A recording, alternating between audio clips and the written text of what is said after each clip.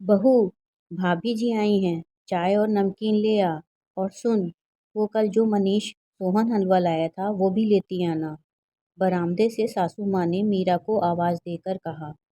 मीरा मन ही मन बुदबुदाई। चाय नमकीन तक तो ठीक है मेहमान को देने के लिए, पर ये मम्मी जी ना, सोहन हलवा देने की क्या जरूरत है मेहमान को। इतनी ज़्यादा तो मिठाई लाए नहीं थे पतिदेव, और घर में पहले से इतने सदस्य हैं। मीरा भारी मन से आकर बरामदे में चाय नाश्ते की ट्रे रखकर चली गई। बहू को कुछ हुआ है क्या बहन जी? चेहरे से दुखी दिखाई पड़ रही थी। पड़ोसन ने पूछा। अरे नहीं, थोड़ी तबीयत ठीक नहीं है उसकी, सरला जी ने अपनी पड़ोसन से कहा। कुछ खुशखबरी है, मैं दादी बनने वाली हूँ। अरे बधाई हो बहन जी, ऐसे समय में तो ये सब चलता है। अब सरला जी ये बात कैसे कहती कि उनकी बहू का मन खराब प्रेगनेंसी या किसी और बात को लेकर नहीं, बल्कि मेहमान को सोहन हलवा देने की वजह से हुआ है। बड़ी अजीबोगरीब वजह थी कि अगर किसी को बताओ तो वो भरोसा ही नहीं करेगा। एक तो उनकी बहू को पहले से ही मीठे से प्यार था, और प्रेगनेंसी में ये मिठाई प्यार और परवान चढ़ गया। घर में रखी मिठाई बहू बाहर वालों को तो छोड़ो, घर वालों को भी खाने नहीं देना चाहती, क्योंकि उसको लगता है कि मानो घर में किसी ने ध्यान नहीं दिया और अचानक से मिठाई खत्म हो गई तो वो कैसे रह पाएगी अपनी पसंद का मीठा बिना खाए। वो खाना फल और अनाज कम खाती, बस सबसे ज़्यादा मीठा ही खाती। उसके मीठा प्रेम की परवाह करते हुए घर में हमेशा मिठाई रखी जाती थी। अब सरला जी की पड़ोसन सहेली आई थीं, तो सरला जी के मुंह से अचानक से सोहन हलवा लाने की बात निकल गई। उसी बात से मीरा का मुंह फूल गया। अगले दिन मीरा का मंथली चेकअप था। सब कुछ तो ठीक निकला चेकअप में, लेकिन वही हुआ जिस बात का कहीं ना कहीं सबको डर था। बच्चे का वजन ज़्यादा नहीं बढ़ रहा था, और मीरा का शुगर लेवल भी थोड़ा बढ़ा हुआ निकला।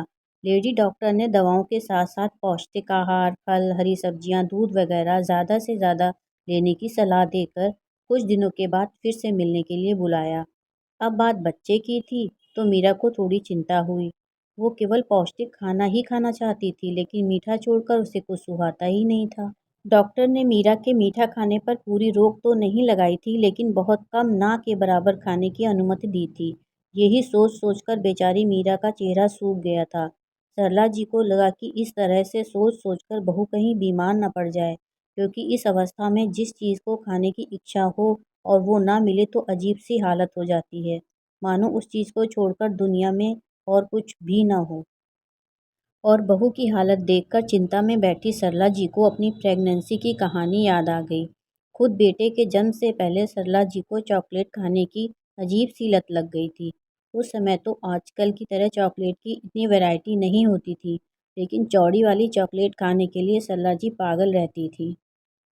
घर में जब भी कोई पूछता था कि क्या खाने का मन है, तो बस एक ही जवाब होता, चॉकलेट चॉकलेट। सरला जी के घर के सामने एक परचून की दुकान थी। वैसे तो गांव में छोटी छोटी मीठी गोलियां और टॉफ़ी ही मिलती थी, लेकिन उनसे सरला जी को संतोष नहीं होता था। वहाँ बड़ी चॉकलेट बहुत कम ही मिलती थी, और महंगी भी होती थी। एक दो चॉकलेट मंगवा लेती थी ससुर जी से कहकर, पर मन तो करता कि सिर्फ चॉकलेट ही खाती रहें। सरला जी को अभी तक याद है कि गर्मी की छुट्टियां थीं, तो बगल वाले घर की बेटी आई हुई थी। उसका एक 5-6 साल का बेटा था, जो ज़्यादातर सरला जी के घर पर ही खेलता रहता था, और उसे नई मामी कहकर उसके आगे पीछे घूमता रहता था। बच्चे के साथ सरला जी का मन भी लगा रहता था। एक दिन घर में कोई नहीं था। सास ससुर किसी के यहाँ कीर्तन में गए हुए थे। वो पड़ोस वाला बच्चा पप्पू और सरला जी घर में थे। अचानक से बाहर खड़ी सरला जी को एक बच्चा चौड़ी वाली चॉकलेट खाते दिख गया। फिर क्या था, उनका मन भी चॉकलेट खाने को बेचैन हो उठा। सुबह जो चॉकलेट आई थी वो खत्म हो गई थी। परचून वाले को घर वालों ने पहले से हिदायत दी थी, इसलिए उसको पहले से पता था कि घर पर ज़्यादा चॉकलेट नहीं जाएंगी। उस टाइम सरला जी को एक युक्ति सूझी। वो पप्पू से बोली, बेटा सुन, वो जो सामने परचून वाले नाना जी की दुकान है, ज़रा वहाँ चला जा और उनसे कहना कि मैं घनश्याम जी बगल वाले का नाती हूँ। वो तुम्हारा नाम पूछेंगे और तुम्हें टॉफ़ी भी पकड़ाएंगे। पर तुम छोटी वाली टॉफ़ियाँ नहीं लेना। कहना, नाना जी मैं ये सब नहीं खाता, वो बड़ी और चौड़ी वाली चॉकलेट खाता हूँ। आप मेरे पैसे नानू से ले लेना। जब वो चॉकलेट दे दें तो यहाँ लेकर आना। मामी और पप्पू दोनों मिलकर खाएंगे। क्योंकि सरला जी को अच्छी तरह से पता था कि गांव के लोग हैं, नाती को दिए इतने छोटे से सामान के पैसे तो मांगेंगे नहीं। पर मामी मैं तो दुकान नहीं जाता, बच्चे ने बहाना बनाया। सरला जी ने फौरन अपना दिमाग चलाया और बोली, मैंने सोचा था कि आज तुम्हारे लिए तुम्हारा फेवरेट हलवा बनाऊंगी, लेकिन अब मेरा मन नहीं कर रहा बनाने का। सरला जी ने पप्पू की फेवरेट चीज़ का नाम लेकर जो आखिरी अस्त्र छोड़ा वो ठीक निशाने पर लगा। पप्पू फौरन जाने को तैयार हो गया। युक्ति काम कर गई। उस दिन की वो इच्छा और फिर चॉकलेट मिलना सरला जी को अभी तक अच्छी तरह से याद है, क्योंकि उस समय उनकी आंखों से आंसू निकल आए थे। वो चॉकलेट पाकर और आज तक वो घटना याद करके उनके होठों पर बरबस मुस्कान आ जाती है। बहू भी कहाँ गलत है, ऐसे समय में जीभ को जो चीज़ अच्छी लग जाती है उसको खाने के लिए मन बेचैन हो जाता है।